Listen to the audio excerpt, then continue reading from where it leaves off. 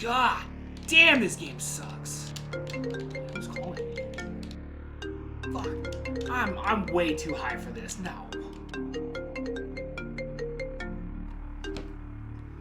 Hello? Hi. Oh, hey, Nancy. Yeah, no, I'm not doing much right now. Got high. Yeah, normal shit on a Friday. Yeah, I'm playing this new Texas Chainsaw Massacre game, you know? Rot my brain out and shit. Stand by your window so I can see you. You sound a million miles away. Wait a minute. Stand by my window? Are you outside my house right now? That's much better. No, it's not better, Nancy. Look, I just told you I'm paranoid about this, okay? Look, you better not be stalking me again, alright? We talked about this, remember? Nancy, when was the last time you slept? It's coming up on the 7th day. Listen, Glenn, I know who he is. Glenn? This is Kevin. Nancy, look, you're losing your marbles, alright? Look, I'm gonna go ahead and call the cops. And if he gets me, I'm pretty sure you're next. Next? What are you talking about? Look, Nancy, I told you I'm way too high for this shit, alright? Just give me some help nailing the guy when I bring him out. Help nailing the guy? Bringing him out of what? Look, Nancy, we broke up. You just gotta get over me, alright? It just sounds like you're just trying to, lure me over to your place. What do you mean, bring him out? My dream. Wait a minute. You can't bring somebody out of your dreams. If I can't, then you can all relax because it's just a case of me being nuts. Yeah, finally you admit it, okay? Look, I've been telling you got screws loose for years, alright? But I still love you. Good. Then you won't mind cold-cocking this guy when I bring him out. Wait, what?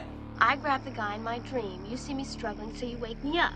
We both come out, you whack the fucker, and we got him. Look, Nancy. Look, we broke up months ago, alright? I broke up with you for this reason. You've lost it, alright?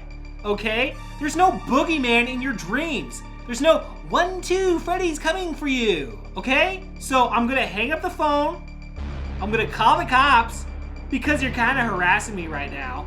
Just meet me at my porch at midnight. Oh, and meanwhile. Meanwhile what? Whatever you do, don't fall asleep. Don't fall asleep? Don't fall asleep? Was that a threat? Did she just threaten me? I'm a big boy. I can go to sleep whenever I want. Dumb bitch!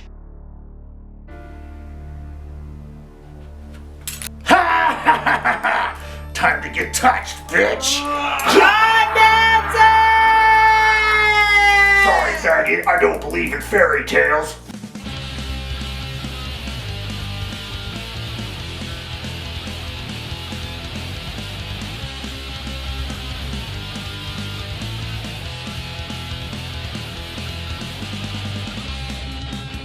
Imagine, it's 1985 and you're browsing the horror section of your local video rental store. You can't decide between Creepshow and or Friday the 13th Part 4. Because you're thinking, what could possibly be scarier than a masked guy in the woods or a monster in a crate? And then BAM! You see it. A VHS cover featuring a hot chick with knives for fingers being dangled in front of her face. You just discovered A Nightmare on Elm Street. You remember the movie that made everyone afraid to fall asleep? It gave birth to a horror icon and probably kept Red Bull in business with all the sleepless nights it caused. You may have realized that today we are celebrating the 40th anniversary for the nationwide release. Here on Video Rental Chaos, if you go into our archives, you would see that this is not the first time that we have rented this iconic film. So today we are rewinding back to 1984 as Freddy Krueger is back on Video Rental Chaos. And hopefully we can all get some sleep tonight. So without further ado, let's jump right on into Wes Craven's A Nightmare on Elm Street. The film begins with Tina Gray having a scary nightmare. She's in a creepy boiler room being chased by an unknown man with a glove full of knives. Just as she's about to get slashed to death, she fortunately wakes up screaming in her bed. Her mom comes in to check on her. As they are talking, Tina finds 4 slashes in her nightgown, matching where he attacked her in the dream. The next morning, Tina Her friends Nancy Thompson and Nancy's boyfriend Glenn are arriving at school. Tina still can't shake last night's dream and is telling Nancy and Glenn about it. Her boyfriend Rod Lane shows up and has a brief fight with Tina about the size of his penis. Later that evening, Tina's mom has had enough and takes off to Vegas with her alcoholic boyfriend. After Glenn convinces his mom he is staying the night at his cousin's house. Nancy and Tina realize though quickly that Nancy saw the same man in her own dream also. They hear a similar sound from what Tina heard in her nightmare. They go outside to investigate when Tina's boyfriend Rod Lane shows up. Nancy and Glenn are about to leave, but Tina convinces them to stay. After listening to Tina and Rod make up in her mother's room, Nancy is sleeping in Tina's bedroom when an image comes out of the wall. Nancy feels the presence, but it leaves quickly. When Tina finally falls asleep, she dreams of being chased by the same man again in her own backyard. The mysterious man proceeds to terrorize Tina as they end up back in the house with the man about to kill her for real. Rod watches as Tina is thrown around and attacked by an invisible force as she is slashed to death, leaving him horrified as she is murdered right in front of him. We are introduced to Nancy's dad, Lieutenant Thompson, and her mother, Marge, as we arrive at the police station, as her dad is the lieutenant of this local town.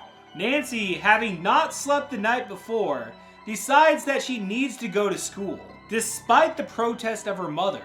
On her way, she is abducted by Rod Lane. Rod is scared, and that's why he ran away, as he thinks people will blame him for Tina's death. We see Nancy's father, Lieutenant Thompson, roll up with his gun out on Rod, but he escapes. But not for long, as they quickly have him pinned down on the ground. We cut to Nancy in her English class. She falls asleep and then sees Tina's dead body in a body bag with blood leaking everywhere. She leaves the classroom and runs into what you think is her fellow classmate. But when asked about her hall pass, things change quickly as Nancy finds out that there's no running in the hallway. Nancy proceeds to follow the bloody trail to the boiler room. For the first time in the film, she is face to face with the man that has been haunting their nightmares. Freddy chases her down and is about to take Nancy's life, until she burns her arm on a pipe and wakes up screaming in her English class. Once she leaves school for the day, she realizes quick that the burn from her dream actually happened. Nancy goes to see Rod in jail.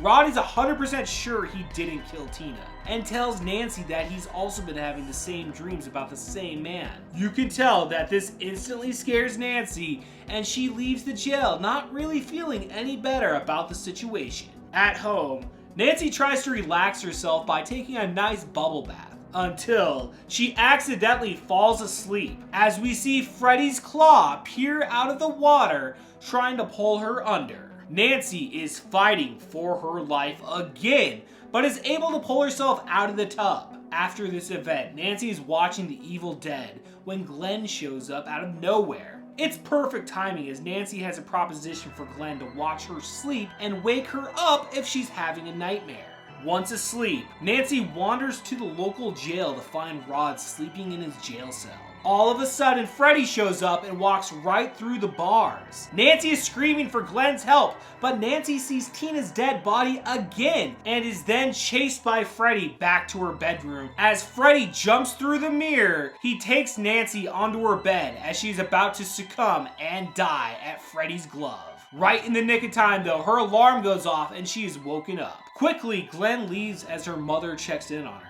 As she calls out for Glenn, we see one pillow feather floating in the air. We cut straight to the police station where Nancy and Glenn insist on seeing Rod Lane. After much pushback, Lieutenant Thompson agrees. As they make their way down, Freddy wraps the sheets on Rod's neck and proceeds to make this look like a jailhouse suicide.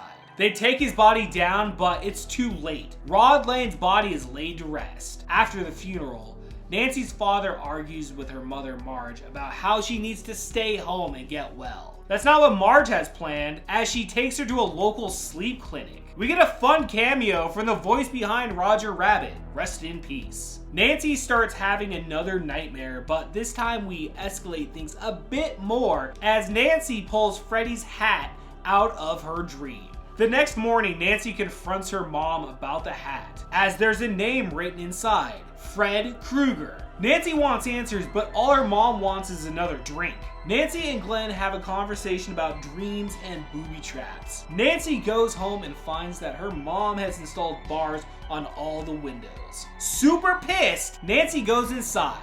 Marge invites her to the basement and proceeds to tell her that her and her dad and a bunch of other parents tracked down the local child murderer Fred Kruger to a boiler room after he was set free for the murders. And they proceeded to take vigilante justice out on this piece of shit and burn him alive. Marge even got the glove to prove it. Nancy tries her best to convince Glenn to stay awake till midnight to sneak over to her house and watch her sleep, as she knows now she can bring Freddy Krueger into the real world in order to kill him. After getting off the phone, Nancy gets a mysterious phone call as she learns that she has a new boyfriend now. Glenn falls asleep and is sucked into the bed and dies a bloody death. The police and ambulances arrive as Lieutenant Thompson shows up on the scene. He speaks with Nancy on the phone as she asks him to help her catch the man in her dreams. Lieutenant Thompson brushes it off as Nancy prepares the house with booby traps and then finally lays down to fall asleep. Once in the dream world, she tries to find the second glove, but it's gone. She is in Freddy's world now, as we are reminded of all her friends that Freddy killed.